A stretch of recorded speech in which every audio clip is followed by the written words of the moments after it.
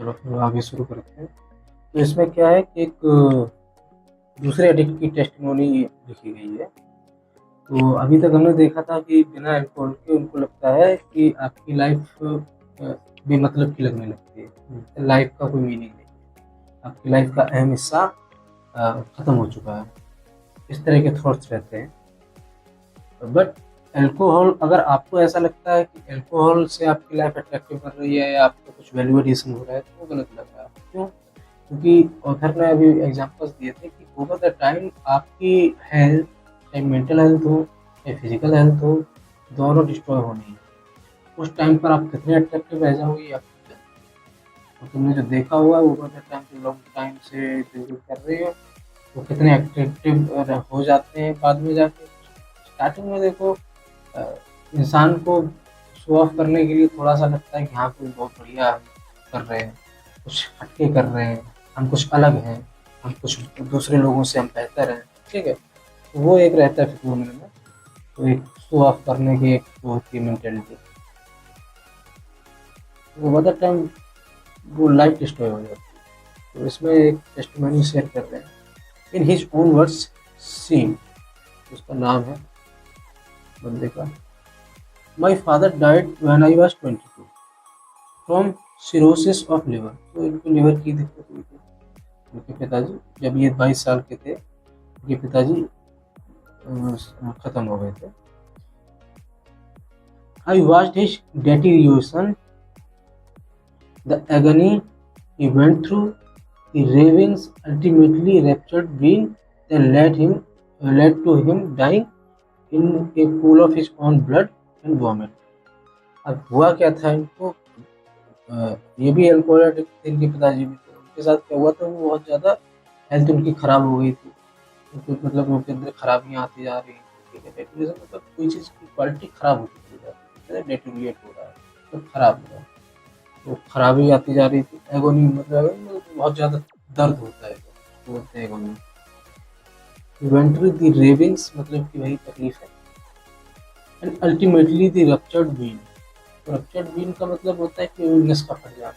ठीक है, तो उनकी कोई नस वगैरह फट गई होती। The led to him dying in a pool of his own blood and vomit. तो इससे हुआ क्या, नस फट गई तो फिर वो ब्लड वगैरह निकला और वॉमिट भी हुई उनको। उसमें वो मतलब सन गए थे पूरा, इस तरह से मौत हुई थी। थोड़ा स्केरी है। I couldn't imagine a worse way to go, but by the time he died, I was already well on my way to becoming an alcoholic myself. तो कह रहे इससे ज़्यादा बुरा तो कुछ हो ही नहीं सकता है। बट जब तक वो मतलब कि ख़त्म हुए इनके पिताजी, तब तक कह रहे मैं खुद एक एल्कोहलिक बनता जा रहा था। ये भी अल्कोहल लेते हो? ठीक है।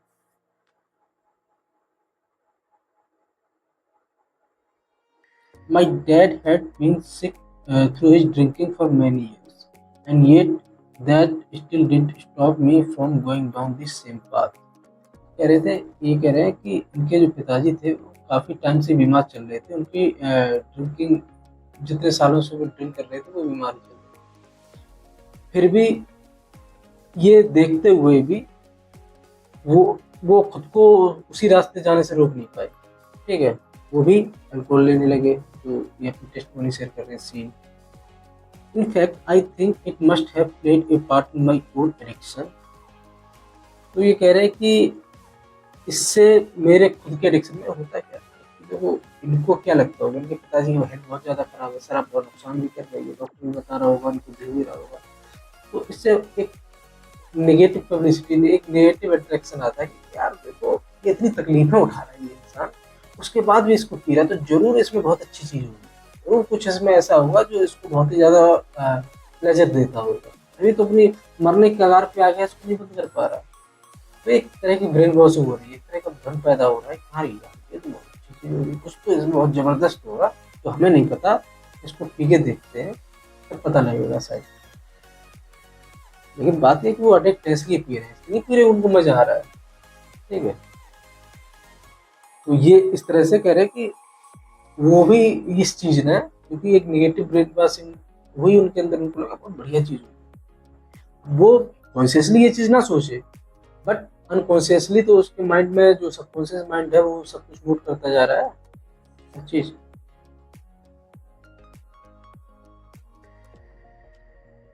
Perhaps I couldn't see other way in life. This was my lot. I was a drinker. अरे इवेंचुअली कोई दूसरा रास्ता हमारी ज़िंदगी में था नहीं, यही मेरा लॉट मतलब कि मेरी किस्मत थी और मैं एक ड्रिंकर बन चुका था।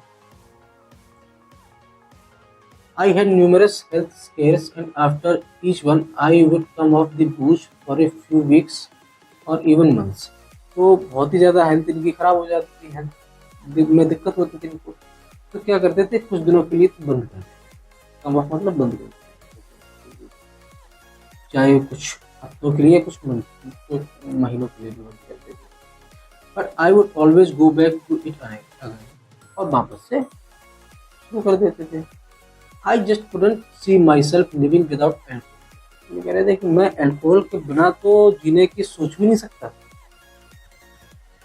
तो दारू के बिना मैं देख भी नहीं सकता था, इमेजिन भी नहीं कर सकता था कि मैं तो दारू के बिना मैं रह भी सकता हूँ। ठीक है, ये इनकी स्थिति थी, हेरेडिटी होती है। I somehow made it to the age of 40। कह रहे हैं कि 40 साल तक तुम गाड़ी खींच लेते हैं। I celebrated my birthday by going on a binge that lasted 10 days।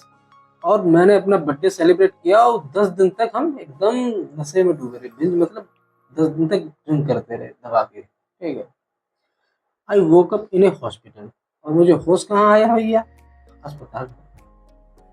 Covered in sweat मतलब पसीने से लथपथ, मेरे थ्रोविंग एक बहुत ज़्यादा दर्द हो रहा था इन माई स्टोमक पेट में एंड स्प्लिटिंग हेडेक और दर्द के मारे सर फटा जा रहा था। When I saw my yellow skin, I recognized the signs from seeing my dad go through the same nightmare। तो कह रहे कि जो उनकी स्किन थी वो पीली हो गई थी, पीलिया जैसा जॉन्डिस जैसा एक सिम्टम दिखने लगा, तो लिवर में सिरोसिस की वजह से होता है, ठीक, लिवर की बीमारी की वजह से। I was told I had acute alcoholic hepatitis, alcohol की वजह से जो हेपेटाइटिस होती है उसकी बात में।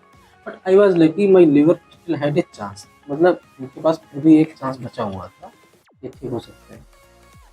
कब? Provided I stop drinking for good. मैं बिल्कुल हमेशा के लिए अब ड्रिंक छोड़ दूँ तो मैं एक बार बच सकता, मेरी जिंदा रहने की चांस है। वीके वाली पूरी situation. I was also informed that I had fallen down A flight of stairs and fractured my skull. I was lucky to be alive।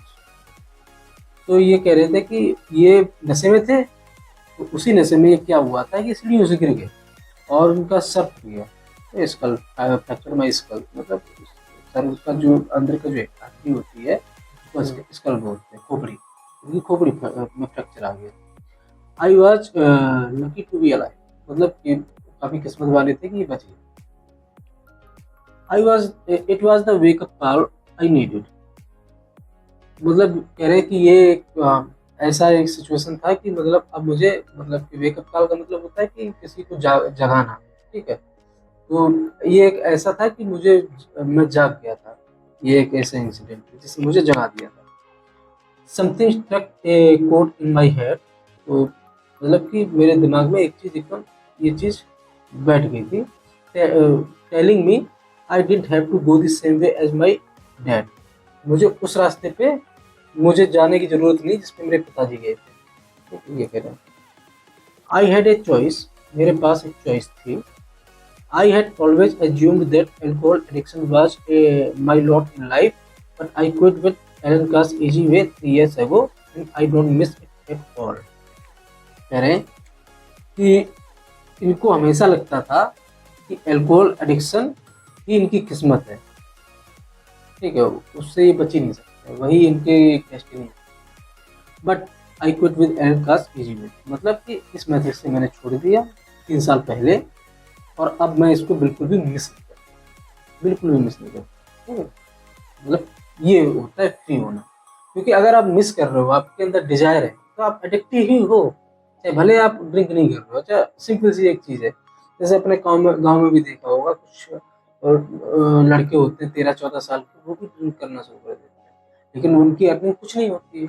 वो जो उनसे एज में बड़े हैं उनके आगे पीछे घूमते रहते हैं, उनके छोटे मोटे काम करते रहते हैं, तो वो थोड़ा उनको पिला देते हैं, तो उनके अंदर पीने की एक इच्छा आ जाती है। तो अब उनको पता नहीं कब उन पे कोई कृपा करेगा कि उनको फिर से पार्टी वार्टी हो तो उनको पीने मिले थोड़ी बहुत बियर, आधा एक गिलास। ठीक है, ऐसे चंगू मंगू रहते हैं ना गैंग में, छोटी एज है कि हाँ चलो तुम आपकी दुकान से ये लाओ ले आओ, वहां से वो ले आओ काम वाम करने के लिए, तो उनको थोड़ा बहुत उनको भी दे देते हैं बियर वगैरह। ऐसा होता है। तो उसमें क्या होता है, अब उन लोगों की स्थिति क्या होती है, पीने की तो इच्छा है उनको, लेकिन मिल पा रही 6 महीने में, 3 साल में। ऐसा थोड़ा ना कि उनको जितनी बार भी पीने वाले दोस्त यार बैठते हैं हर बार उनको बुलाते हैं, ऐसा नहीं है कि एक आधा बार बुला लिया कभी साल 6 महीने में। अब वो इच्छा तो है लेकिन रिसोर्सेज नहीं, उनको मिल नहीं सकती है, तो वो क्या कहेंगे कि हम एडिक्ट नहीं है। वो एडिक्ट है। वो 13-14 साल के बच्चे भी एडिक्ट हैं। क्यों एडिक्ट हैं? क्योंकि उनके अंदर एक डिजायर आ गई है अल्कोहल की। वो एडिक्ट है, चाहे वो जिंदगी भर ना पिए, उनके अंदर डिजायर है तो मतलब वो एडिक्ट है। आप कंप्लीटली फ्री वो कभी नहीं होंगे। हाँ, ओवर द टाइम मान लो 8-10 साल तक वो कोई पीता ही नहीं है, तो वो क्या हो जाएगा, बैक टू नॉर्मल आ जाएगा, क्योंकि जो दिमाग में वो ब्रेन वॉशिंग क्रिएट हुई थी वो ठीक हो जाएगी। बट आपको एक्चुअली में इतना टाइम नहीं लगना चाहिए। जब आप इस मेथड से जाओगे तो वो चीज़ें एकदम क्लियर हो जाएंगी। वो तो उनको 8-10 साल पता नहीं कब क्लियर होंगी भी नहीं होंगी लाइफ में। नहीं, उनको पता ही नहीं इसकी सच्चाई, उनको लगता है कि बहुत प्लेजरेबल चीज़ है। 8-10 साल में क्या होगा इतने पीरियड में, तो करेंगे जिंदगी 8-10 साल तुमने ऐसी काट ली है इसको यार, इसके बिना तो इतनी कोई जरूरी चीज भी नहीं है। ठीक है, बाकी जिंदगी भी कट जाएगी, तो क्या ये माइंडसेट बन जाता है।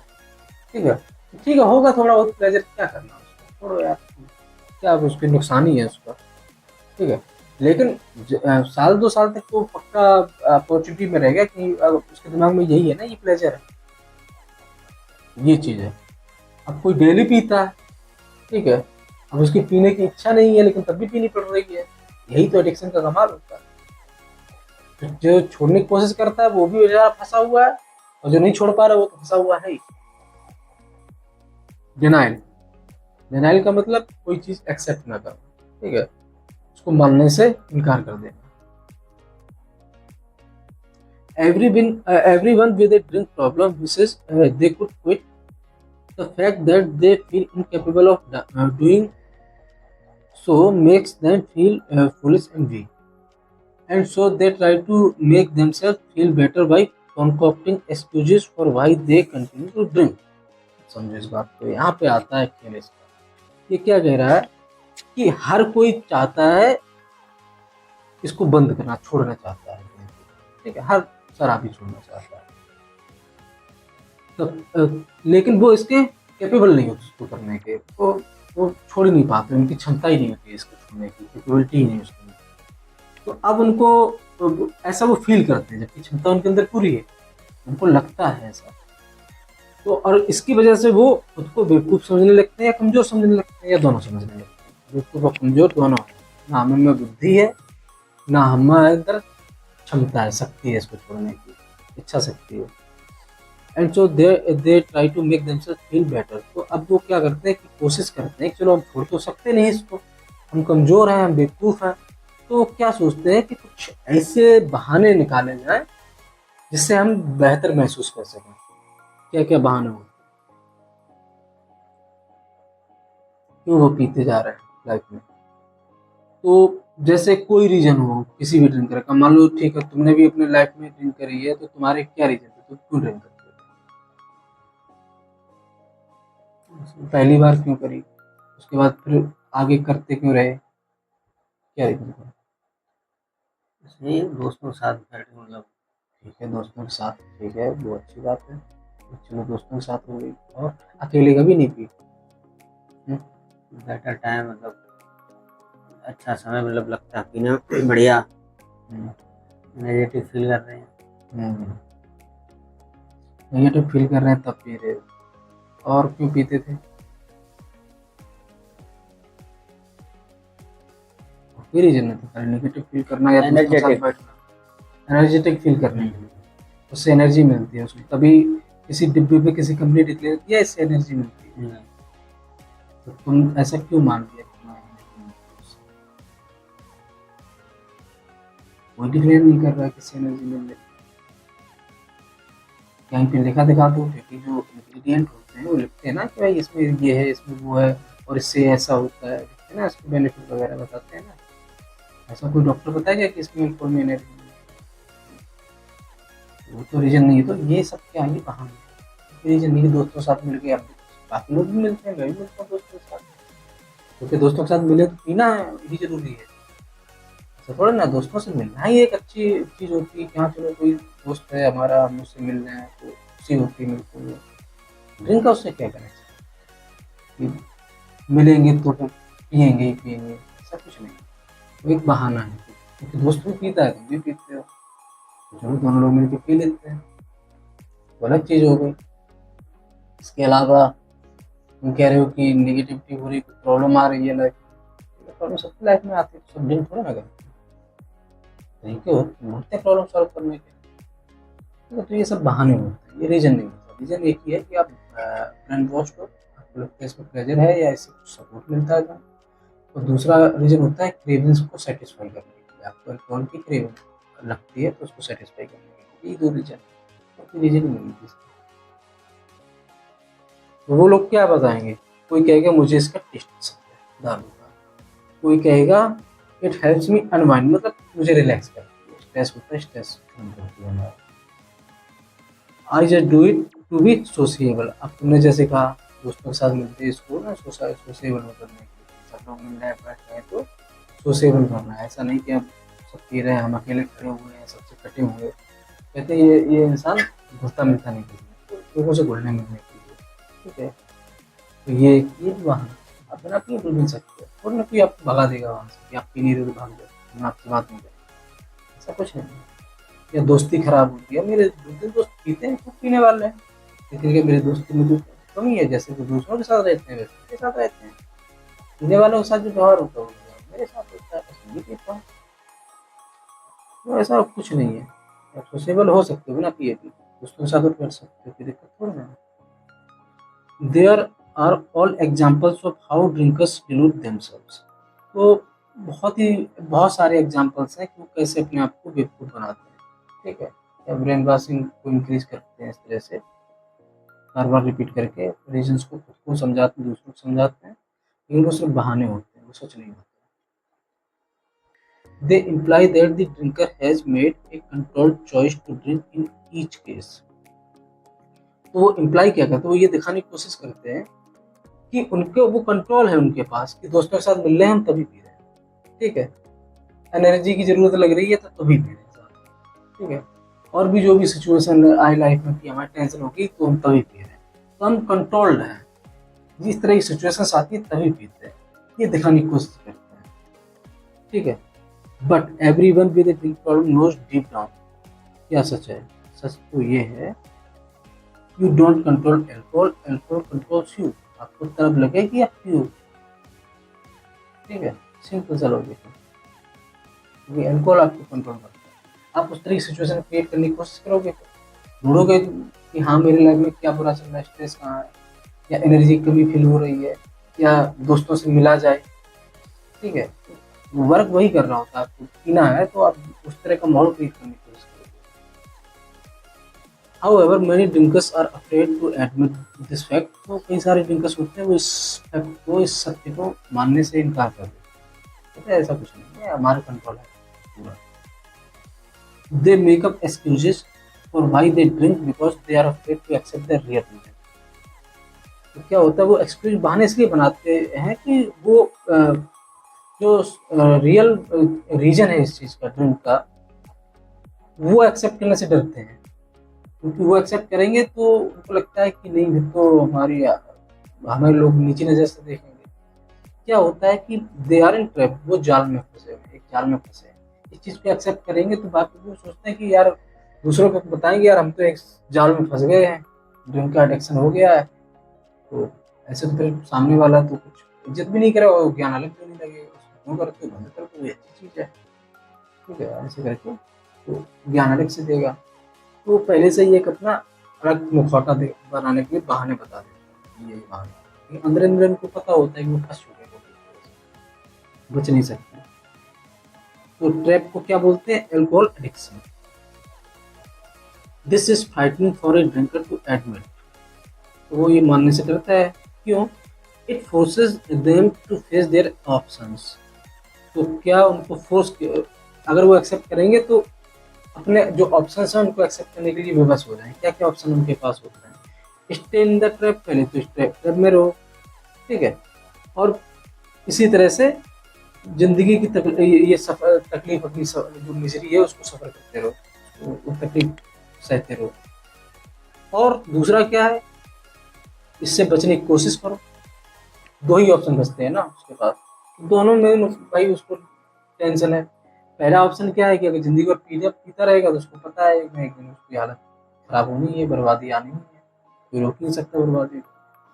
दूसरा ऑप्शन है कि उसको बचने की कोशिश करे, लेकिन उसके पास सही मेथड नहीं है, फिर बाद में केस थोड़ी वो बंद करने की सोचेगा। तो दोनों ही परेशानी है ना, आगे कुआ पीछे खाई वाली सिचुएशन है ना उसके लिए। तो वो इसके बारे में सोचना ही नहीं चाहता है, वो अलग से कुछ नया क्वेश्चन ढूंढता है, बहाने ढूंढता है को समझाने के लिए, दूसरों को समझाने के लिए, उसमें सच्चाई नहीं होती।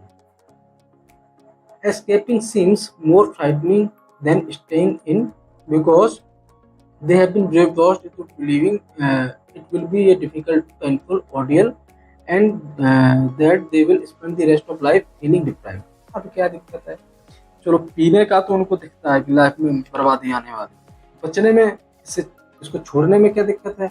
वो और ज्यादा डर उनको लगता है इस चीज से, छोड़ने से तो और ज्यादा डर लगता है उनको। मरना एक बार एक्सेप्ट है कि धीरे धीरे मर जाएंगे, पीते पीते बर्बाद हो जाएंगे, पीते पीते धीरे धीरे, थोड़े टाइम बाद, 4 2 साल 4 साल 6 साल, लेकिन छोड़ेंगे तो अभी से टेंशन शुरू है हमारी, अभी से तलब रखना चालू हो जाएगी, समझ रहे हो ना? बाद में प्रॉब्लम आएगी तो ठीक है, तब देखा जाएगा। ये तो अभी तुरंत दिक्कत हो रही है हमारे लिए। क्या दिक्कत हो रही है? क्यों?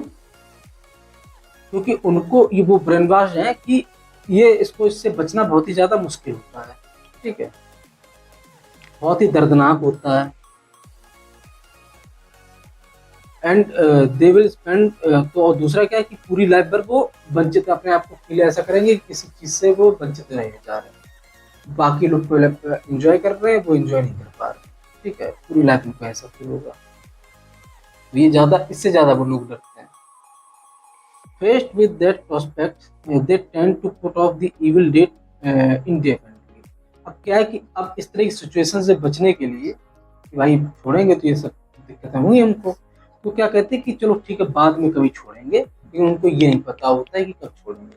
तो इसको वो सोचते हैं कि बड़ा ही एक खतरनाक दिन है, ये एक बहुत बुरा दिन है जब हम छोड़ेंगे ईविल डे, तो उसको हम बाईपास करने की कोशिश करते हैं और वो पूरी जिंदगी निकल जाती है बाईपास करते करते, हम तो बाईपास हो जाते हैं, ठीक है, ये तो सिचुएशन होती है उसकी। But when you realize that escaping need to be neither painful or not difficult, and that life immediately becomes more enjoyable without alcohol, the situation changes completely. वो क्या कह रहे हैं कि जब आपको रियलाइज होता है कि इसको छोड़ना जो है ना तो पेनफुल है और ना ही मुश्किल है, ठीक है, दोनों में से कुछ है, कुछ नहीं, and that life immediately becomes more enjoy, और लाइफ तुरंत के तुरंत जैसे ही आप छोड़ते हो बहुत ही ज़्यादा इंजॉयबल हो जाती है, ज़्यादा इंजॉयबल हो जाती है, इससे ज़्यादा इंजॉयबल हो जाती है जो आप ड्रिंकिंग लाइफ है उससे ज़्यादा इंजॉयबल हो जाती है, विदाउट एल्कोहल, बिना एल्कोहल के ज़्यादा इंजॉयबल हो जाती है, और सिचुएशन आपकी बिल्कुल कम्प्लीटली चेंज हो जाती है, ठीक है, जो एक मिजरी वाली सिचुएशन थी वो एक वेलबींग की सिचुएशन में कन्वर्ट हो जाती है।